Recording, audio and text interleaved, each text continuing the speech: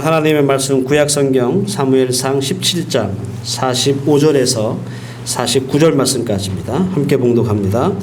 다윗이 블레셋 사람에게 이르되 너는 칼과 창과 단창으로 내게 나오거니 나는 만군의 여호와의 이름 곧 내가 모욕하는 이스라엘 군대의 하나님의 이름으로 내게 나아가노라. 오늘 여호와께서 너를 내 손에 넘기시리니 내가 너를 쳐서 내 목을 베고 블레셋 군대의 시체를 오늘 공중의 새와 땅의 들짐승에게 주어 온 땅으로 이스라엘의 하나님이 계신 줄 알게 하겠고 또 여호와의 구원하심이 칼과 창에 있지 아니함을 이 무리에게 알게 하리라. 전쟁은 여호와께 속한 것인즉 그가 너희를 우리 손에서 넘기시리라. 블레셋 사람이 일어나 다윗에게로 마주 가까이 올 때에 다윗이 블레셋 사람을 향하여 빨리 달리며 손을 주머니에 넣어 돌을 가지고 물매를 던져 블레셋 사람 이마를 치매 돌이 그 이마에 박히니 땅에 엎드려지니라. 아멘. 부활절 설교 때문에 잠시 쉬었던 사무엘서에 대한 말씀을 계속 오늘과 다음 주에 이어 말씀을 선포하려고 합니다. 사무엘로 시작해서 다윗으로 끝나는 성경이 사무엘서예요. 대부분의 내용들이 사무엘 그리고 사울, 다윗에 대한 이 세 사람에 대한 이야기가 서로 얽히고 설키면서 아주 흥미진진하게 펼쳐져 있습니다. 이스라엘이라고 하는 한 국가의 설립의 역사가 담겨 있기 때문에 열왕기서, 역대서와 함께 구약의 역사서로 그렇게 한 카테고리를 만들고 있습니다. 사무엘서에서 나오는 이 세 사람 중에요. 우리가 굳이 주인공이 누굴까 이렇게 주인공을 한번 뽑아보자면 그건 단연코 다윗입니다. 성경의 이름이 사무엘서이긴 하지만 이 사무엘서의 주인공을 뽑으면 다윗이라는 말이에요. 사무엘서 상하로 되어 있잖아요. 총 55장입니다. 그 중에 40장 72%가 다윗에 관련된 말씀으로 되어 있어요. 그 여러분들 다윗이 주인공이 맞죠, 그죠? 이렇게 성경에서 차지하는 그 비중만 봐도 다윗이 주인공일 것이다. 우리는 뭐 의심의 여지가 없을 것 같습니다. 이게 또 문제긴 해요. 왜냐하면 다윗에 대한 이 방대한 기록이 있기 때문에 이 다윗에 대해서 어디서부터 어디까지 설교를 해야 되는가. 그리고 또 이런 방대한 기록 속에 다윗의 여러 가지 모습들이 나오잖아요. 그러면서 우리는 이 다윗의 어떤 모습에 초점을 맞추고 포인트를 맞춰서 말씀에 도전을 받을까. 그런 막막함은 있습니다. 그렇다고 해서 뭐 1년 내내 다윗에 대해서 말씀을 선포할 수는 없기 때문에 저는 다윗과 관련해서 절대로 빼놓을 수 없는 두 사람을 중심으로 해서 다윗이 어떤 사람인지 그리고 그 다윗의 모습을 통해서 우리가 어떤 말씀의 교훈을 받아야 되는지 그렇게 말씀을 살피도록 하겠습니다. 그 다윗과 관련해서 우리가 절대로 빼놓을 수 없는 사람 누굴까요? 참 많은 사람들이 있습니다. 저는 그 첫 번째 사람이 골리앗이다 이렇게 생각합니다. 골리앗은 여러분 예수 안 믿는 사람도 알 정도로 유명한 사람이잖아요. 그죠? 그리고 뭔가 이렇게 괴력을 가진 어떤 것을 표현할 때 그 상징적인 대명사로 우리는 골리앗 같다 이렇게 얘기하기도 합니다. 제가 그 고향이 울산인데요. 울산에 울산 조선소 있잖아요. 거기 큰 크레인이 있거든요. 그 크레인 이름이 뭔지 아세요? 골리앗 크레인. 큰 배를 만드는. 그러니까 이렇게 골리앗이라고 하는 것은 뭔가 거대하고 막강한 계획을 가진 것을 대표하는 그런 대명사다라는 겁니다. 골리앗은 어떤 면에서 다윗을 스타로 만들어준 사람이기도 해요. 그리고 다윗이라고 하는 사람을 우리에게 각인시키는 그런 결정적인 역할을 했던 사람이기도 합니다. 그래서 먼저 우리가 이 골리앗에 대해서 여러분들이 얼마나 알고 계신지 모르겠지만 잠깐 좀 먼저 살필 필요가 있죠. 사무엘상 17장 4절 말씀에 보면 블레셋 사람의 진영에서 싸움을 도두는 자가 왔는데 그의 이름이 골리앗이요 가드 사람이라.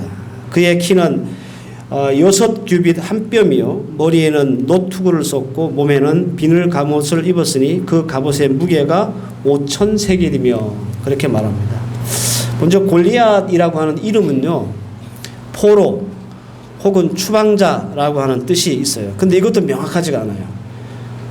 서로 이렇게 의견들이 많이 분분합니다.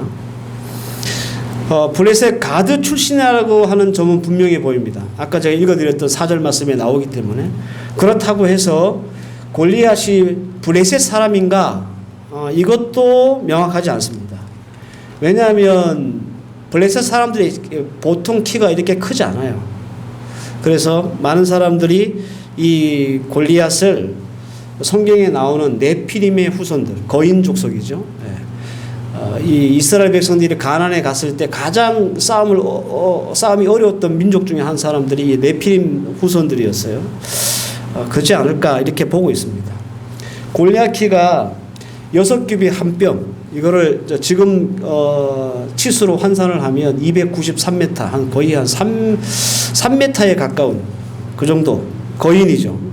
키가 이렇게 크니까 힘도 세겠죠. 그가 입었던 갑옷의 무게가 5,000세겔이라고 했는데 이걸 무게로 환산하면 57kg이에요. 엄청 무거운 겁니다. 그리고 창 전체가 아니라 이 골리앗이 들고 있는 창날의 무게가 얼마냐면 7kg이에요. 그러니까 여러분 창이 얼마나 무겁겠습니까? 그죠? 힘이 괴력이라는 말이에요. 그리고 싸움을 도두는 자라고 했는데 이 싸움을 도두는 자라는 의미는 원어적으로는 이런 뜻이에요. 두 군대 사이에 선 자라는 뜻입니다. 가끔 우리가 옛날에 그 전쟁했던 영화 같은 거 보면 이렇게 이쪽에 이제 양 진영에 서가지고 군대가 대치하고 있으면 앞에 나와가지고 이게 막 얘기하는 그런 장수들이 있잖아요. 그죠? 바로 그런 사람들. 그래서 맞짱 뜨는 장수다 이렇게 생각하시면 돼요. 이 전면전이 있기 전에 이 대표적인 장수들이 서로 나와가지고 서로 한판 붙는 거예요.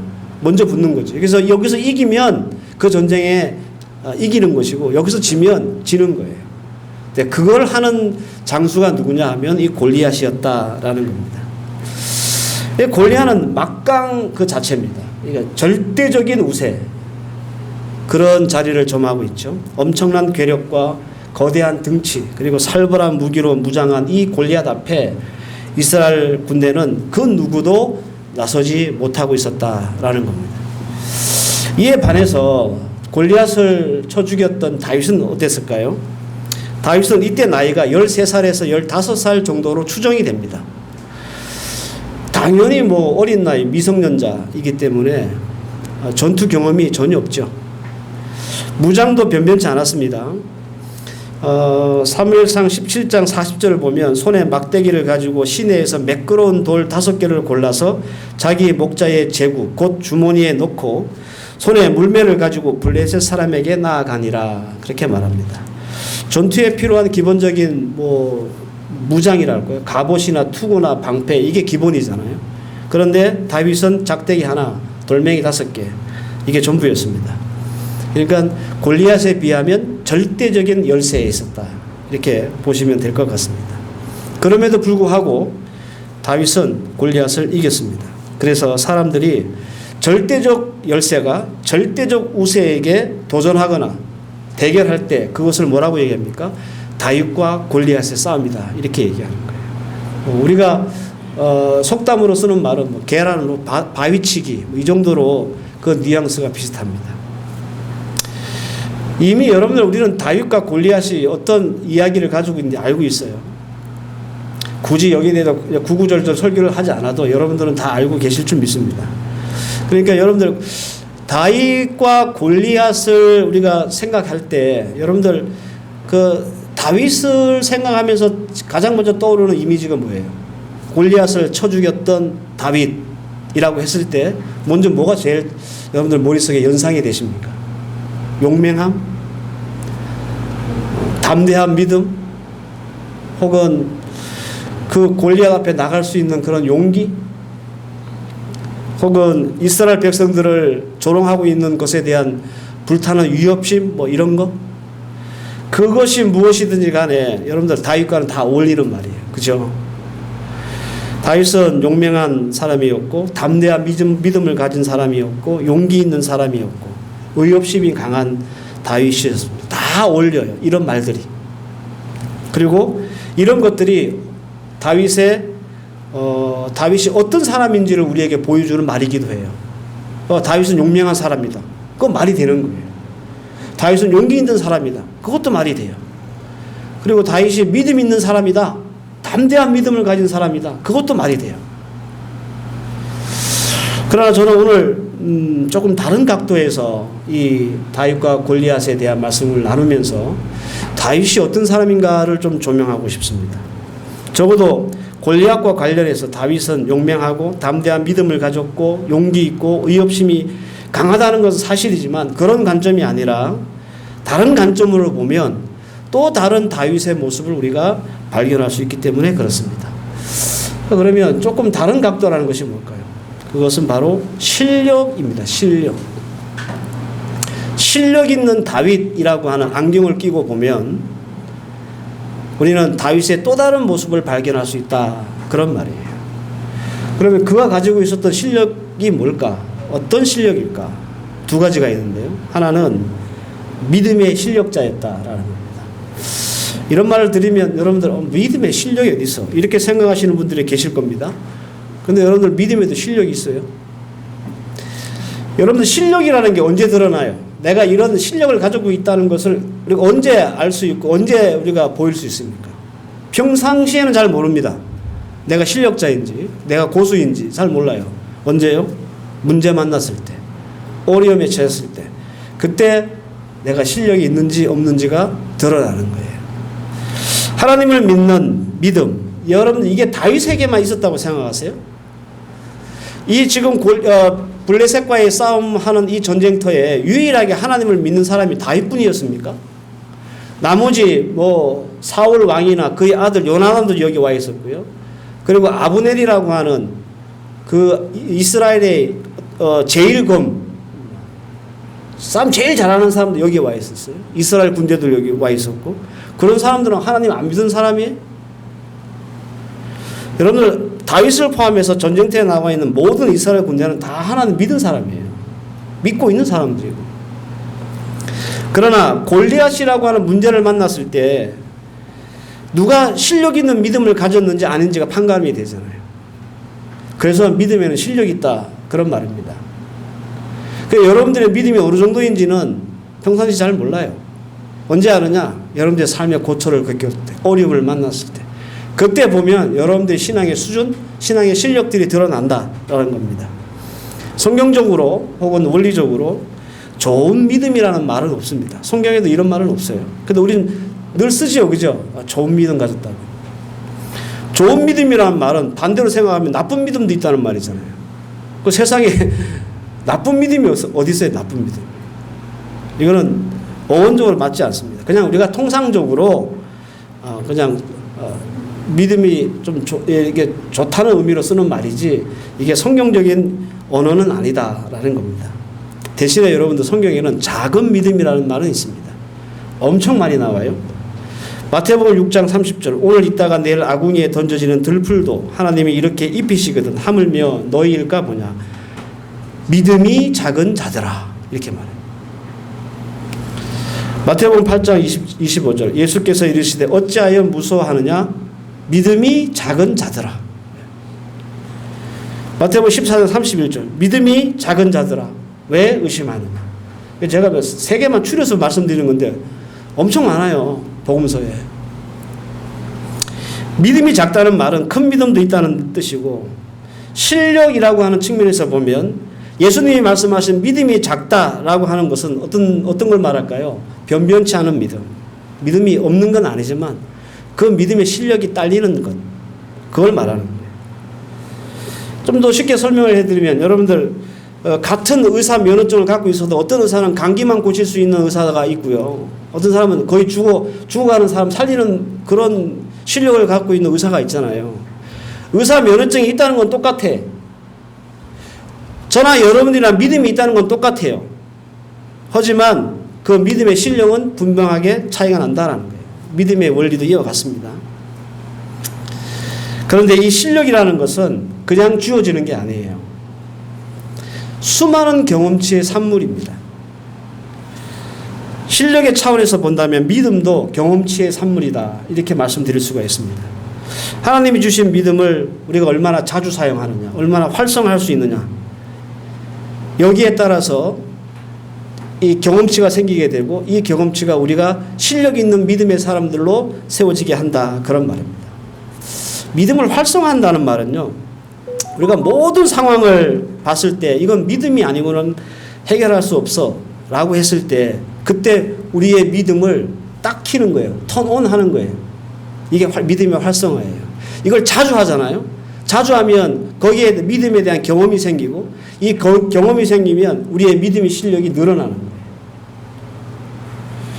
만약에 이게 안 되는 사람들, 내가 믿음을 딱 스위치 온 해야 될 이 시기에 믿음을 스위치 온 못하는 사람들은 어떻게 되는가? 그 믿음이 화석화돼요. 굳어버려요. 자기에게 우리에게 주신 하나님의 믿음이 있는데 이걸 한 번도 사용할 수가 없어요. 그러니까 나중에는 믿음의 실력이 아무것도 없는 사람이 되는 거예요. 자, 그렇다면 우리는 여기서 한 가지 의문이 생깁니다. 나이가 고작 13살, 15살밖에 안 되는 꼬마 다윗이 어떻게 이런 경험치가 생겼을까? 그죠? 제가 아까 믿음의 실력은 경험치에서 나온다고 했는데 도대체 그 꼬마가 어디에서 이런 경험을 얻었을까라는 거예요. 사무엘상 17장 37절 말씀을 보면 또 다윗이 이르되 여호와께서 나를 사자의 발톱과 곰의 발톱에서 건져내셨은즉 즉 나를 이 이스라엘 블레셋 사람의 손에서도 건져내시리라. 여러분 13살 혹은 15살 꼬마가 하는 얘기를 잘 들어보세요. 자신의 경험을 얘기하고 있죠. 그죠? 다윗에 의하면 자기가 양치기 할 때 목자였을 때 사자와 곰의 위협이 있었다. 그때 내가 하나님이 자신을 지켜주신 그 경험이 있다. 때문에 내가 지금 골리앗 앞에 나가서 싸우지만 어김없이 하나님이 나를 그 사자와 곰의 발톱에서 구원하셨듯이 나를 지키시고 이기게 하실 것이다. 그러니까 다윗이 골리앗을 맞서 싸운다는 것은 근거 없는 객기나 아니면 뭐 의협심이나 공명심이 아니라 어디에서 근거한 겁니까? 믿음의 경험치에서 근거한 거예요. 그때 사자와 곰의 발톱에서 나를 구원하셨으니 그런 믿음의 경험이 있으니 골리앗 거인이고 참 막강한 사람이지만 내가 그 앞에 나가 싸운들 하나님이 나를 도와주실 것이다. 그래서 여러분들 적어도 이 전쟁터에서 다윗의 믿음은 1등이었어요. 실력이 제일 좋아요. 그렇다고 뭐 사울이나 요나단이나 뭐 이스라엘 군대가 믿음이 없었다는 말이 아니라 믿음을 활성화하고 사용해야 할 때 다윗은 그렇게 했다는 거예요. 자신의 믿음을 스위치 온 했다는 거예요. 여러분들 제가 믿음에 대한 말씀을 드릴 때 우리 믿음은 두 가지가 있다고 그랬죠. 하나는 구원받는 믿음, 또 하나는 성화되고 복받는 믿음. 구원받는 믿음은 하나님 우리에게 거저 주신 거예요. 우리가 뭐 노력을 해서 얻는 게 아니에요. 그런데 여러분들 성화되고 복받는 믿음은 공짜가 아닙니다. 끊임없이 자신의 믿음을 활성화하고 사용하고 그래서 믿음의 경험치를 쌓아나가고 이 경험치가 쌓여서 우리의 믿음이 실력이 되고 그래서 그런 과정을 통해서 우리는 하나님의 역사를 만나게 되고 기적을 체험하고 그래서 우리 하나님 앞에 복받고 형통한 삶을 살게 되는 거예요. 그냥 내가 예수 믿고 아무것도 안 하고 있는데 하나님 앞에 우리가 갑자기 복을 받는 게 아닙니다. 우리가 복받는 믿음은 공짜가 아니라니까요. 다윗은 그 믿음을 광야에서 양을 칠 때 계속 훈련하고 경험을 쌓았어요. 생각해 보세요. 여러분들 15살, 15살, 많아도 15살 칩시다. 이 15살밖에 안 된 다윗이 이렇게 열심히 훈련하고 연습하고 경험을 쌓아서 실력 있는 믿음의 사람이 되었다면 우리 예수 믿은 지 꽤 오래됐으니까 나이도 많으니까 우리도 여러분들 다윗 못지않게 분발해야 되지 않겠습니까? 그죠? 교회 얼마나 오래 다녔는지 얼마나 오래 믿었는지 이게 별로 중요한 게 아니에요. 사실은 그 연륜에 비례해서 우리는 그 믿음의 실력을 가지고 있는가 없는가가 훨씬 더 중요합니다. 초등학교 6학년을 다 나왔는데 구구단을 못 외운다. 그거는 6학년 나온다는 게 별로 의미가 없잖아요. 그죠? 초등학교 6년 과정을 마치면 거기에 맞는 실력을 갖추고 나와야 되는데 그런 거와 마찬가지입니다. 그런데 우리가 믿음으로 뭔가를 하려고 하면 우리 성도들이 많이 겁을 내요. 내가 가지고 있는 하나님이 우리에게 이미 우리에게 주신 그 믿음을 딱 키려고 하면 이걸 활성화하려고 하면 우리가 겁을 낸다는 거예요. 내가 이 믿음을 켰다가 나중에 망하면 어떡하지? 실패하면 어떡하지? 이런 생각 때문에 우리 속에 내재되어 있는 믿음을 우리는 활성화하지 못하는 겁니다. 그러니까 활성화가 안 되니까 한 번도 믿음을 사용해 본 적이 없으니까 나는 그 믿음이 나에게 어떤 하나님의 역사를 주는지 경험이 없죠. 경험치가 없으니까 우리는 믿음의 실력이 쌓여지지 않는 거예요. 그런데 다윗은 우리와 달랐다는 거죠. 광야에서 양을 칠 때 사자와 곰이 달려들었습니다. 이 꼬마의 힘으로 이 야수들을 물리칠 수 있을까요? 생각을 해보세요, 여러분. 그런데 하나님이 나를 지켜주실 것을 믿고 사자와 맞서고 이 곰과 맞서니 하나님이 도우셔서 양 새끼를 물고 가는 그 사자의 입을 벌려가지고 새끼를 구해내고 사자가 자기한테 덜며들면 사자 수염을 잡고 때려 죽였다는 거 아닙니까? 여러분 이게 성경에 기록된 말씀이긴 하지만 상상을 해보세요. 이게 얼마나 끔찍하고 무서운 일인가.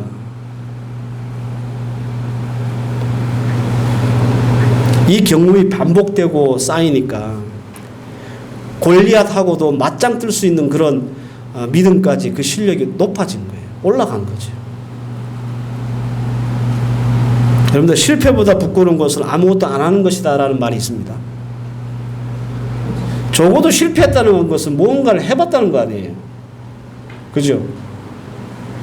근데 우리는 마치 어떻게 사냐면 실패할까봐 망할까봐 우리의 믿음을 한 번도 안 쓰는 사람이라는 거예요.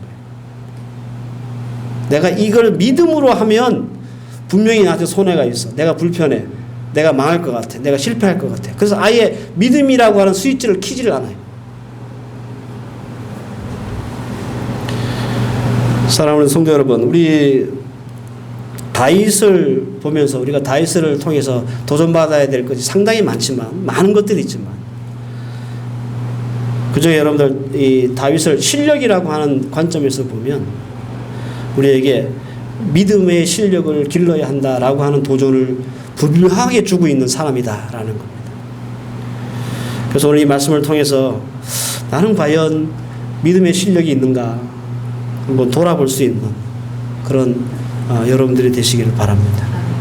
두 번째로 다윗은 어떤 실력을 가졌을까요? 일상의 실력입니다. 일상의 실력이라는 말이 적절할지는 모르겠는데 이 말 뜻이 뭐냐면 다윗이 구사했던 물매 던지는 솜씨가 끝장났다 그런 말입니다. 오늘 49절 보세요. 손을 주머니에 넣고 돌을 가지고 물매를 던져 블레셋 사람의 이마를 치매 돌이 그의 이마에 박히니 땅에 엎드러진지라 그랬습니다. 그 앞절에 보면 48절이죠. 다윗이 블레셋 사람 골리앗을 향해서 빨리 달려갔다 그렇게 말합니다. 도대체 여러분들 실력이 얼마나 좋아야 달리면서 돌을 던지는데 정확하게 그 골리앗의 맞박에 딱 맞출까요? 여자분들은 군대 안 갔다 오셔서 잘 모르시겠지만 군대에서 사격 하잖아요. 사격할 때 어떻게 쏴야 명중률이 높으냐? 누워 쏘기가 제일 명중률이 높아요. 호흡을 고르면서 자신의 몸의 동작을 최소화할 수 있는 이 동작이거든요. 근데 여러분들 총을 막 뛰어가면서 쏜다고 생각해 보세요. 잘 맞겠습니까? 이 정도가 되려면 고도의 훈련이 필요한 거예요.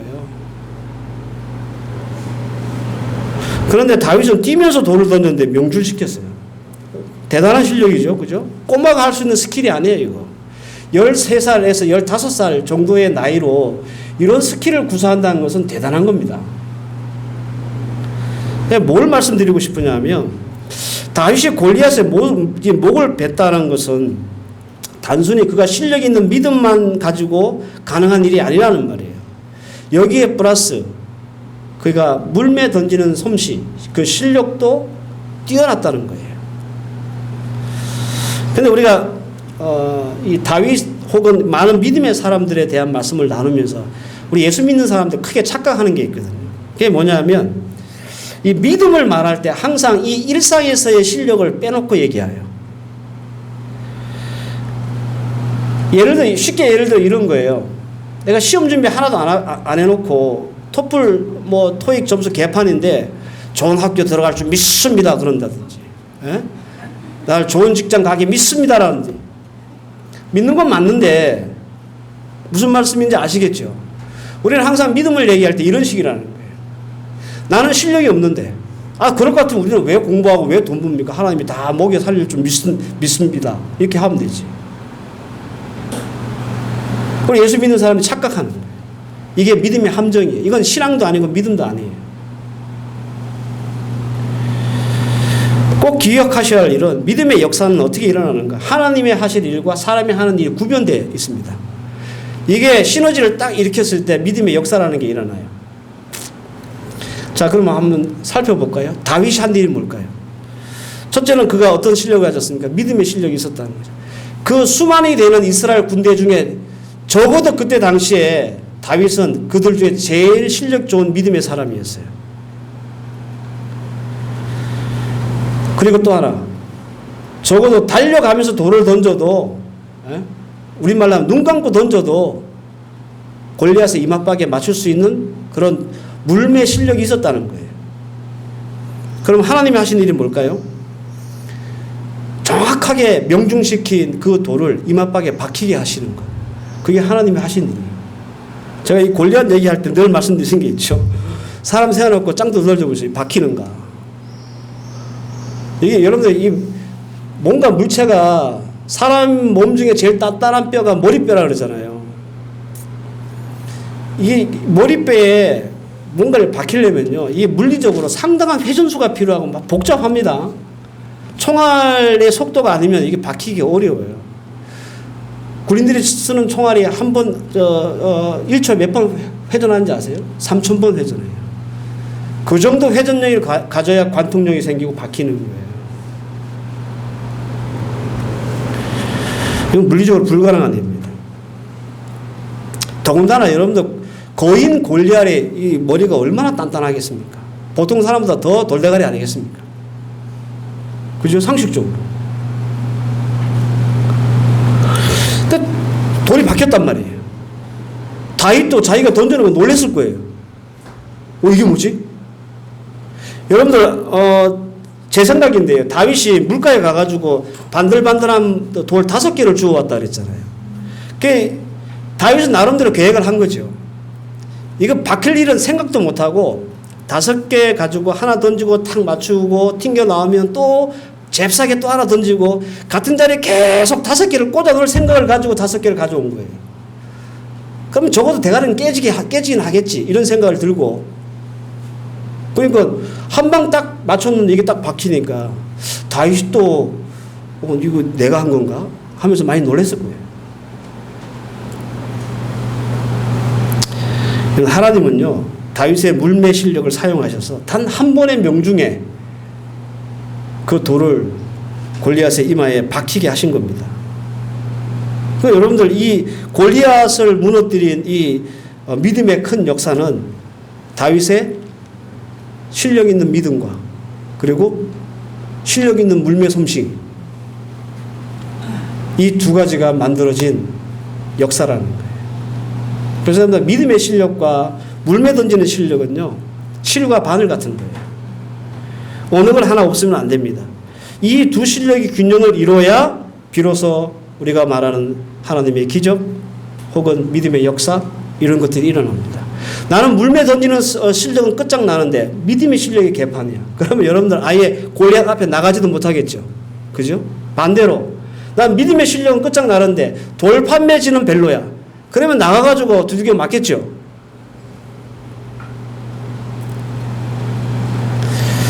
여러분들 우리가 생업을 하지 않습니까? 여기서 학원도 하고 마트도 하고, 그죠? 여러분들에게는 이 두 가지 믿음이 실력이 필요하다는 거예요. 마트 하시는 분들은 잘 들으세요. 마닐라에서 최고 경영을 잘하는 그런 사장이 돼야지 실력을 쌓으셔야 돼요. 연구하시고. 학원 하시는 분들도 마찬가지예요. 이 필리핀에서 내가 제일 잘 가르쳐. 장담할 수 있는 실력을 키우셔야 돼요. 이름 하나 되면 인정할 수 있을 정도로 이런 실력이 있어요. 더군다나 여기에 플러스 뭐예요? 믿음의 실력도 갖추셔야 돼요. 그러면 하나님께서 어떤 일을 벌이시느냐? 돌이 이마에 박히게 하는 놀라운 역사를 하나님이 하시는 거예요. 하나님. 우리가 놀랄 정도로. 다윗이 놀랄 정도. 저게 왜 박히지? 튕겨 나와야 되는데.